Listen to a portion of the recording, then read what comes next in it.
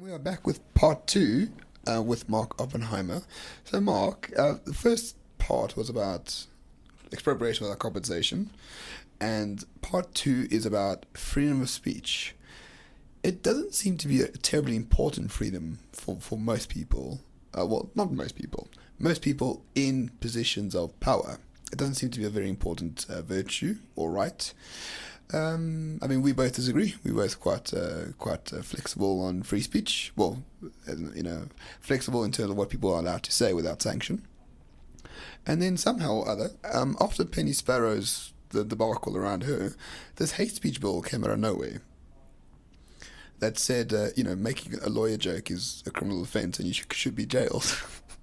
Which is still hilarious that they think that was even possible. But I see now it's coming back after public participation has happened. Has anyone actually seen this piece of legislation? Yeah, so let's get a sense of the landscape. So, As you say, what happens is after Penny Sparrow, government sort of seizes on this opportunity to produce rather draconian legislation. It also sort of hijacks the narrative for a very long time. So we start talking about these hate speech cases at a time when things were really poised against Zuma. So you had a lot of protest action against Zuma, a lot of anger from all parties. Well, let's not forget it was 2 weeks after Nenegate, or 3 Yes, weeks after Nenegate, exactly. when Penny Sparrow just popped up out of nowhere. And popped up out of nowhere is exactly that. I mean, we're talking about a retired estate agent who lives in the middle of nowhere. Okay, we're not talking about some government figure, someone with a lot of power and influence. I mean, really, Penny Sparrow was dug up, as a diversionary tactic. Yep. Okay, and that's not to condone what she said. What she said was racist and repugnant. But again, this is seized upon as the opportunity to produce this hate speech bill. Now, a couple of things to be said. The one is that the bill basically was latched onto a hate crimes bill. Now, there's the Hate Crimes Working Committee, which has been around since 2008. Okay. Imagine working for those people. Wow. Well, what they want to do is, I think, quite just. Having looked at that section of the legislation, what you want is to say when you have an ordinary crime, let's say an assault or vandalism or something, that's motivated by hatred of a particular vulnerable group, that should be taken into account in sentencing. Okay. So, in other words, there's a difference when I punch you at a bar, or I punch you at a bar because you're gay, or because you're a Jew, or you're an albino. I think it's worse when you're motivated by this hatred. And I think there's good argument to say that this should be taken into account, and that we generally think that your mental states do play a role when we're looking at crimes. We don't treat, in other words, killing a human being, it matters whether you do so intentionally or through negligence, which are mental states. Of course. So, taking into account your hateful motivation seems fair. Now, what happens, of course, is that the hate speech bill is then added onto it. And the hate speech bill is very broad. So, as you mentioned, it would make jokes about lawyers punishable by jail time. Okay. Now, that's nuts. So, what it did was it sort of enlarged the definition of hate speech to include words that are insulting, that make fun of people, that ridicule them, and then lists the sort of group, the group of categories very broadly. So now, just to pause for a little sec, we've got to get a sense of what the Constitution allows. So Section 16 of the Constitution provides this very generous right to free speech, and it says it can only be limited in 3 ways. Yeah. 1, propaganda for war. 2, the incitement of imminent violence. And 3, which is the hate speech clause, advocacy of hatred on one of 4 listed grounds: race, gender, ethnicity, and religion, and that constitutes incitement to harm. Okay. So in other words, incitement to harm means there must be a call to action to harm people. Okay. On one of these 4 grounds. Now, those 4 grounds were listed kind of for historical reasons, in that they were particularly vulnerable groups. Section 9 of the Constitution is the Equality Clause, and it talks about discrimination, and it has a much broader category of groups.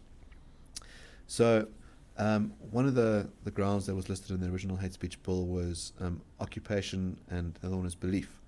So if you made fun of someone for their beliefs, that would be punishable by jail time. But imagine not being able to mock a Scientologist. Sure, yeah. Or a Amish person. Or someone who believes the earth is flat. Or someone who's a racist. So someone who... You have to go there, Mark. I'm trying to make a innocuous example to show the ridiculousness of Well, but of this is the belief. interesting thing, right? Is that, in other words, you could hold a belief that certain racial groups are inferior, and I then want to draw a cartoon to mock the racist, okay, for his racist beliefs. And this legislation comes after me, right? Yeah. So it undermines itself. Occupation obviously is going to include things like politicians. So you want to make fun of the sitting president, or you want to insult them, you could wind up in jail. So very draconian. Yeah, I think maybe Bladen Zamande was a key drafter of that provision. He made an argument years ago that insulting the president should be a crime. I wonder if he still holds that belief. I'm not too sure.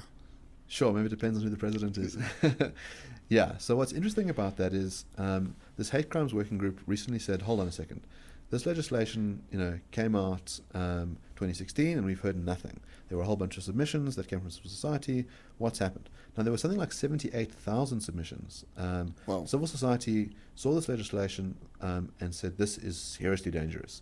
So you had people from a variety of sectors getting together to fight it. So you had cartoonists, stand-up comedians, you had the Free Market Foundation, you had AfriForum, you had a number of organizations saying this is very dangerous, our rights to free speech matter, and they cannot be limited in this unconstitutional way. Yeah, I think even journalists came out of their holes to make submissions, if I'm not mistaken. They did, although their initial line was, we need this legislation, it's going to save the country, it's going to end racism, until they started reading the bits of legislation and working out the implications. I mean, one of the implications of that legislation was that it would have been a crime to report on genuine acts of hate speech, because it made no distinction about the intention that you had when reporting it.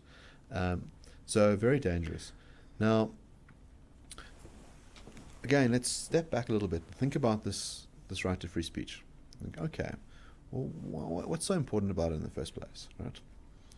Now, our Constitutional Court has said something interesting, which is that free speech really is one of these foundational values that underlies almost all of the others. Yeah. If you don't have the freedom to express your ideas, it makes it very hard for all those other things to be there. It's sort of the bedrock of a functioning democracy. Right. I mean, I would argue that property rights and free speech are probably only, all other rights flow from those two fundamental ones. Think about part one of our conversation, which is on property rights.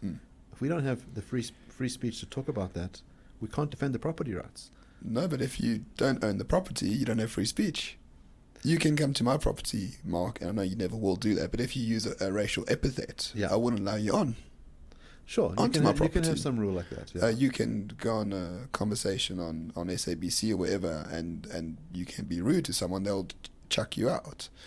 Property rights are fundamental, and free speech flows from the property rights. In my opinion, I think property rights are more important than free speech, because you can only have free speech when you have the property rights that go with it. But that's a distinction. Maybe that's not relevant. Fair enough. But we will accept that they're both foundational rights. Absolutely.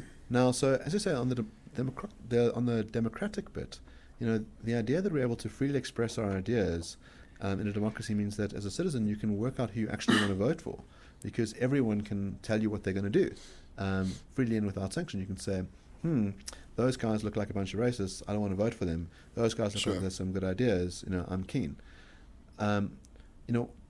The idea of having free speech is that it helps you in this quest for working out what's actually true. Now we say, okay, well, there's certain things we already know are true. Why allow the false version to be out there? And part of that is because we can run into this dead dogma problem. Okay, so at Oxford and Cambridge, they have debating societies where they put things that are very well established back on the table for debate. So the idea that, should we have slavery? Now, every sensible person is going to say, obviously we ought not to have slavery. Well, it depends. Just joking for those who are listening. So the idea is that when you have to combat that idea, Yeah. it makes you think about all the reasons why slavery is a bad idea. The idea that we should have inviolable rights to dignity, to personal liberty. The idea that having someone as a slave treats them very badly. That other people matter.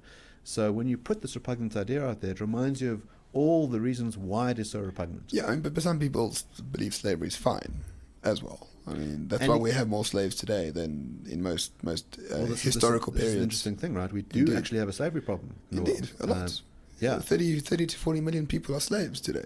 Yeah, it's absolutely outrageous, right? So it's been banned for 150 years or however long it's been, but it still persists. Yeah. So it's not for me, it shouldn't be off the table at any given time. Yeah. In other words, we're not even talking about a problem that has ceased to exist for generations. It's an ongoing problem. Yeah. And so, In other words, if we could have that free conversation and you had someone saying, well, let me tell you about the merits of slavery, and everyone could then explain why it's so bad, it might be a good way of addressing the genuine slavery that goes on around the world, right? Quite. So that's one of the reasons why we should care about this idea of trying to get to the truth. The other one is that there are costs to limiting people's speech. So there are certain kinds of speech that is offensive and hurtful and repugnant and racist. But if we ban it, the problem is that we drive it underground, we remove the steam valve that we would have for people to express these hateful ideas, and give them no resort but to act out violently. That's very dangerous. The other thing that's useful for us is that if you're the state and you could ask all the pedophiles in the state to raise their hand and tell you that they're around, or all the bank robbers, that'd be very useful information. Sure. Now, the nice thing about racists is that they do it voluntarily. They say they're awful things, and we get a sense of society of how many of them are there. How big a problem is this? And so having that temperature gauge is very useful to society. So you can get a sense of, do we need to take steps to change these sort of cultural values, or is this such a minority problem? So that's why it's very important that you let people express these repugnant ideas. No, indeed. And why wouldn't you want to change a racist mind or Yes. a homophobic person? Is there a term for someone who's just no? It's homophobic. It's not homophobiest. It doesn't exist really. Homophobe. Oh yeah, of course, homophobe. Sorry. And there's a great case of this. But why wouldn't you want to change their mind? Yeah. I mean, David Irving is a well-known Holocaust denier. And Austria sentenced him to prison time, and he spent years fighting it, and he actually went to prison. Just put him up in a public debate with 20,000 people, with someone who knows the history. He'll be laughed off the stage and deeply, deeply ashamed of what he believed. And that is far more effective than sending him to prison, where he says, you see, I know the truth because they're trying to jail me. Yeah. No, you're right. It's a conspiracy. Yeah. So there's this danger that if you suppress that speech, people go, oh, well, obviously there must be something to it, right? Indeed. So Alan Dershowitz, famous Harvard lawyer, wrote an interesting, he's a free speech junkie, and he sort of said there's this problem about the Holocaust denier. He says, if you debate them on a platform, if they get to debate Alan Dershowitz, who has a fair amount of status, that you sort of could be giving credence to their cause, that this is a topic that's worthy of debate. But he says you ought not to shy away from it, but there's another way that you deal with it, which is say, I will debate this with you and we will go into the evidence, but I want a couple of other topics on the thing. One is the moon made of green cheese? To point out that Holocaust denial is as plausible as that topic. Right. So that's one way to sort of undermine the problem. But you have the debates and you can point out to people with strong evidence why something like the Holocaust happened and why the Holocaust denier is doing something rather hateful. Now, when you step over from denying the Holocaust to saying we need to have another one, then I think you've exceeded the bounds. So there I think there's good reason for a state to limit that speech. When you're calling for action, when you're saying we need to go and annihilate this people, as happened in Rwanda, we know that that sort of genocidal speech ultimately led to action. I mean, people were hacked to death because of that speech. Right. And so there's very good reasons to limit that and to have sanctions for it. Yeah. So, But personally, I think it does depend on the context, though. I mean, if you're in America, Denmark, or England, or any of those places, you say we need a Holocaust against X people, it's still a crime in Europe, at least. I don't think so in America, as far as I'm aware. But the probability of that happening is so damn low that it's probably not worth fighting it. Well, it's worth fighting it civilly, so to speak, but it's not worth making it a crime. In South Africa, where the bonds of democracy are a lot more fragile, perhaps there is a better case to be answered for like hate speech in that regard. This is a complicated question. I mean, I think you're right that the context that you find yourself in should play a role in determining what those bounds are going to be. And so I think if things are more fragile, you have to really care about the free speech because it's important that people have this freedom. But as I say, so if you look at the three things I mentioned in the Constitution, the classical liberal line is really just B, which is incitement of imminent violence. Right. That's, something, when I say that something really awful is going to happen almost now. And in South Africa, we have this lower threshold, which is to say, okay, we don't need an imminency factor. It doesn't have to amount to violence, but there must still be a call to harm, And so that's already some sort of deviation from a kind of classical liberal principle, and one we may think is necessary in a young democracy. One would think it could be a sunset clause. Jacques Rousseau, academic at UCT, argued this to me, and it made a lot of sense. He's like, well, you would just have this clause in the Constitution just to ease our way into a semi-liberal democracy, and then once we have achieved that goal, we can slowly drop it as a barrier to free speech. We can drop that clause of the Constitution when necessary, but sort of while coming from a very racial nationalistic past, maybe it'll make the transition a bit easier if people don't have absolutely free speech. Yeah. So in other words, if we think about the protections that are there, currently you can say hateful things against population groups. You can say racist stuff. And as I say, that's useful for us as a young democracy to know about. Absolutely. So we can keep our eyes and ears aware of the problem. It keeps political parties at under 5%. It's very useful. Yeah, sure. I mean, so, when Malema says things like, what does he say? Chinese people are just as bad as whites and Indians. Right. Okay. So it's useful for us to have that information, that he holds these overtly racist views. And it's useful for his voter base to know that, because I think very few people actually hold deeply racist views. Especially because Chinese people, I would think. Yeah. But there's a lot of population groups. I think people aren't, by nature, deeply racist. I think it's fringe groups that are racist. Right. And so when you know that about the EFF, you go, I'm not going to vote for you on that basis. Whereas if they kept it quiet, maybe they would ascend to power, more rapidly. Yeah, indeed. So there's a new form of this hate speech bill floating around. It passed, I think, in the National Council of Provinces, or the other way around. In my the National understanding Assembly. is that Cabinet has produced a bill. Okay. So in other words, it comes from the executive, which they intend on handing over to Parliament, as a new iteration. Now, I haven't seen a full copy of the text. There's some reporting from John Jeffries stating that there have been changes made. Now, it appears from the reporting that I've seen that the changes are dramatic, that a lot of the really repugnant clauses that were there in the original bill have been removed. And I think a lot of this really has to do with civil society taking, coming up and pointing out the problems. So the language in the bill on what hate speech is seems to mirror the Constitution to a large degree, in that it talks about advocacy of hatred that constitutes incitement to harm. What it does do, which is different, is that it enlarges the groups. So, as I say, the Constitution talks about those 4 groups. I think here there are now about 15. So it includes things like albinism, sexual orientation, class, nationality. So there's sort of range of other factors.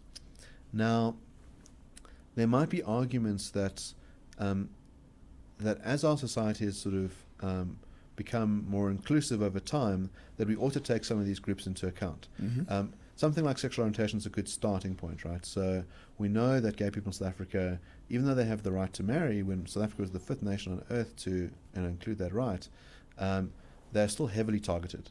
So we have corrective rapes in South Africa. There was a guy who was beheaded on the grounds that he was found to be gay. So there is something dangerous about homophobic speech which calls for violence against that community. Right. And we might think that they deserve special protection for that, because they're a vulnerable group. 2 of the things that I gather have fallen away are occupation and belief. So we can avoid this problem about... Thank goodness. About jokes, about people's beliefs and occupation. I mean that's essentially that's what lawyer jokes are about. There's a stereotype, and the problem with lawyers is that it's the 99% that make us look bad. Exactly. Yeah. But do you think what is the mischief here that the state is trying to solve or assuage? Because the PEPUDA, promotion of something or other, I forget the name. That's the Equality Act. Yeah. It's the Equality Act. I mean, they got civil recourse for hurt feelings based on listed grounds too. Why do you think jailing someone for speech Well, I don't know if it's your opinion, but why do you think they would now wish to jail someone for speech as well? It feels a little bit heavy-handed. Yeah, so there is I think it's important that if you're going to deprive someone of their liberty, by putting them behind bars, it's a very serious thing, and it must only be done in very serious cases. Now, what PUPUDA does is, PUPUDA's a difficult piece of legislation. It creates what are some sort of civil sanctions. So you can have basically a person who has been found to have performed an act of hate speech can be made to pay compensation to an organization that is combating hatred or hate speech. And they can make apologies, and they can do civil service and things like that. There's no jail sentence in PUPUDA. Right. There is a provision to have a matter referred to the National Prosecuting Authority if another crime was there. Now, what we're finding at the moment is that someone like Penny Sparrow, who was sanctioned under PUPUDA, was also sanctioned criminally for criminal injuria. Right. And received a suspended jail sentence of 2 years and a 5,000 Rand fine, in addition to the 150,000 Rand compensation that she had to pay out to an organization. Now, the problem with criminal injuria is it's common law. Okay, it's not very clear what counts. There's not much written on it. It's meant to be a severe impingement of an individual's dignity. That's the idea. Yeah, keyword individual. Individual, yeah. So whereas her racist Facebook post was very general. Very general. Like, these people on the beach are X. Yeah. So unless all 10,000 people on the beach somehow, laid a case of criminal injuria, I find it difficult for her to be prosecuted and sentenced. Yeah. So there's a problem with the way that the sort of criminal aspects are being dealt with, which is that there's a feeling that there should be some criminal sanction. The tools aren't there. Okay. So you might have something that's, what you'd rather have then is, let's say, a piece of legislation that really only caters for those extreme cases where it is genuine acts of hate speech. So in other words, when you're dealing with the Rwanda-style guy who's calling for groups to be hacked to death, that there is a criminal sanction for that. Now, it might be criminal sanctions could be in the form of a fine. It could be in the form of a suspended jail sentence. So in other words, if you do this again, you're actually going to have your liberty taken away from you. And maybe in some very exceptional circumstances, you might want actual jail sentences. But I really do think that's the kind of thing that you reserve for the worst cases. Well, one would hope. I mean, that's the key for any legislation is the application thereof. Yeah. Because I see a lot of people moan. Okay, I moan about this hate speech bill because I don't think it's required at all. But then you see in England, someone has been sentenced for hate speech and might face jail time for teaching his girlfriend's pug how to do a Nazi salute as a joke. Sure. Count Dankula. What is the term when you? I can't remember what the term is. But I mean, in other places in the world, you get sent to jail for making a joke. Sure. Okay, in South Africa, thankfully, we know not for now, nowhere close to that. Well, there was a case in Germany. So there was a German stand-up who wrote this limerick about the Turkish president. Right. And kind of make fun of him, and I think he's some implication that he had sex with goats or something like that. And he laid a complaint in terms of a 300-year-old German ordinance that you shall not ridicule foreign heads of state. And he was prosecuted under this. So there's something very worrying about that, right? So we've got to be very careful about, there's cases in Egypt at the moment where people are being thrown in jail for content. There's a woman who made a statement that she wouldn't drink the water of the Nile because she thought she might get parasites. And this was seen as an attack on the state because the Nile is this sort of sacred thing. She went to jail for like 6 months. Goodness. And she was a well-known celebrity, right? Really? So, there's other people who've been prosecuted for, content that's deemed too salacious by the state. Right, there was a pop star of sorts. I remember, she was wearing a revealing dress in the music video or some sort. I think she put whipped cream on a banana, right. This was beyond. But, they go so well together, though. Have you had whipped cream on a banana before? I'm sure it's delicious. It's fantastic. It was a culinary show, I assume. I know, our friend Jason Weberlov just absolutely loves bananas and whipped cream. He loves cream. Yeah. Maybe not to eat them, but anyway, we're getting off track here, Mark. Do you want to get sent to jail for discriminating against gays? Because we're on the path. But I mean, I'm worried because I don't know if the state should have any right to send someone to jail for speech, no matter how odious. Because if someone does commit an act of violence through speech, then they've committed an act of violence. That is already a separate crime. So I think we've got two different parties here. So I think, in other words, let's say you're standing in front of the Bang mob. Okay? They're surrounding the Mozambican guys. There was this guy, Ernesto Namuvwe, okay, who was burnt alive in 2008. Now, those people that burnt him alive need to go to jail.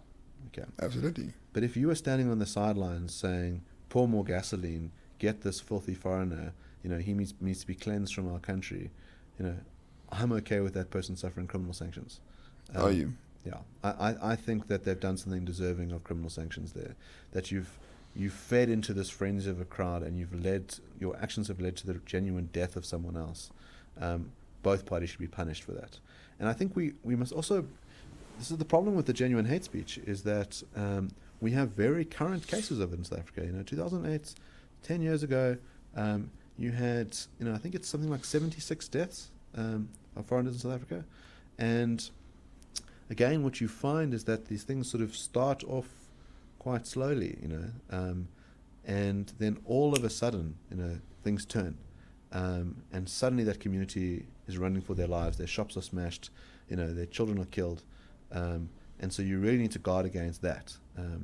And so there's an argument that having legislation which has some criminal sanction for genuine hate speech, and that's why it's so important we get our definitions right, that we don't just criminalize any speech we don't like, just hateful speech or racist speech. It's got to be this incitement to harm. Yeah. That's sort of significant. Because a lot of people use the Rwandan genocide as an example, but there's a man called Paul, I think his name's Renovich, something to that effect. He wrote a few books on Rwanda, and he was there. And he said, it's not a good example to have hate speech clauses or hate speech laws, because the people that argued against the genocide were killed or jailed. There wasn't free flow of ideas here. If you had this audacious idea that Rwandans belong to the same nation and should live together peacefully, you were sent to jail or were killed. So there was no reciprocal information. There was uniformity. And if you went against that, you were killed or jailed. Yeah, so this is very important stuff to deal with. If we look at the original bill, one of the things that was caked in there was prosecutorial discretion.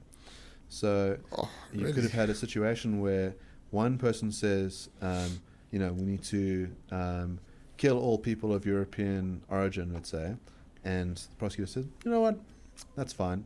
And someone else says something, and they're, thrown away, behind bars, and they lock away the key. You do find this sort of arbitrary use of the law quite often. So there's a case in Canada. So Catherine McKinnon and Andrea Dworkin, who are self-styled radical feminists, who wanted to combat pornography on the grounds they believed that it denigrated women, produced a piece of legislation which would ban pornographic materials, certain pornographic materials. Now, what were the first things that were seized by the Canadian authorities? Their books. So Andrea Dworkin had written accounts of being raped, and they said, these accounts of your rape are pornographic. Oh, wow. And they banned it. You also found that content that was gay in character was banned, because they had a reason to say, well, actually, we don't have a problem with straight material, but we don't really like gays, so we'll ban it under this ordinance. So you often have this differential usage. You find that in South Africa as well, that a whole bunch of material is allowed by the Films Publications Board until it offends a certain kind of sensibility. Right. So you can think about The Wound, for example. People felt like, well, you touched me on my culture, so we need to suppress this film. Well, it's pornographic.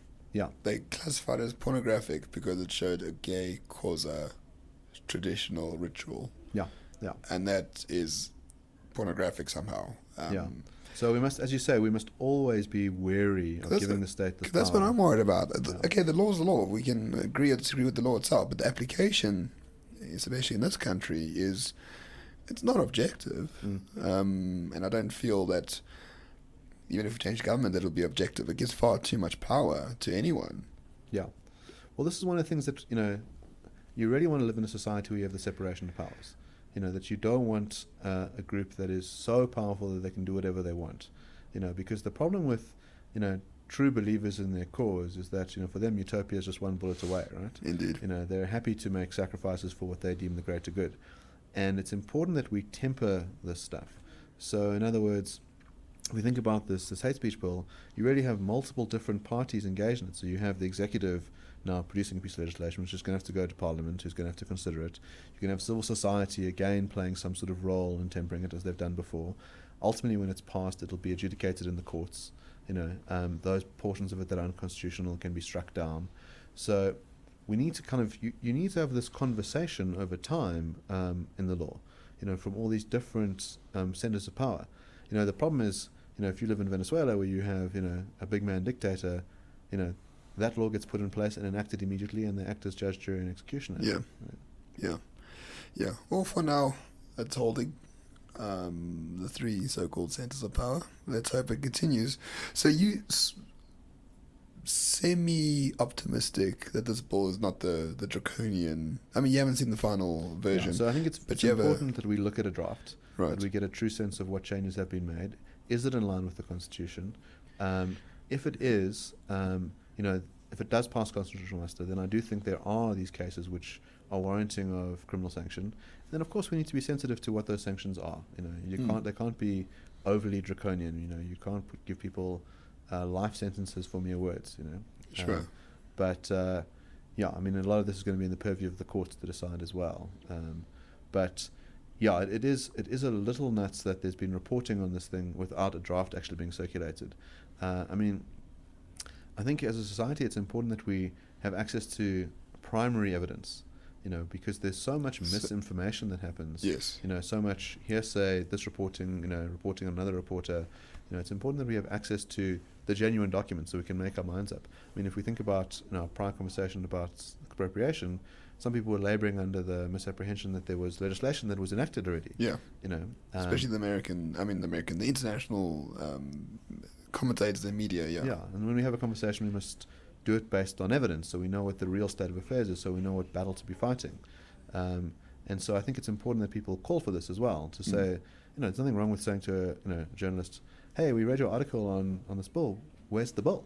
Can you make it available? You're talking about law for the benefit of all citizens, it should be accessible. That's one of the fundamental natures of something being a law, is that you're capable of reading it. Yeah. So that we can make our minds up as to whether it's any good. Yeah. Well, hopefully it'll be circulated soon. Yes. For both of our sakes and everyone else. Yeah. We live in a so-called liberal democracy. It's important to note. Mark, thank you. Part 2 is over. And Mark, thank you. You've stayed here for quite a while. You explained quite a bit about expropriation and freedom of speech. The pincers of socialism are closing in, but not all is lost quite yet.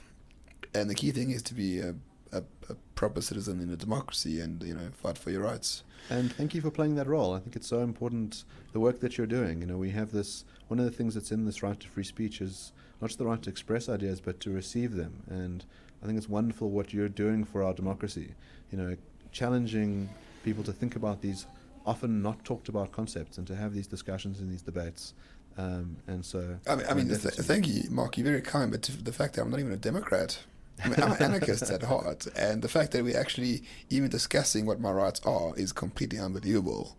They should not be for discussion in any single regard, but unfortunately they are, and at least we get to hear what the truth of these matters are. So thank you so much, and for all those listening, see you next time.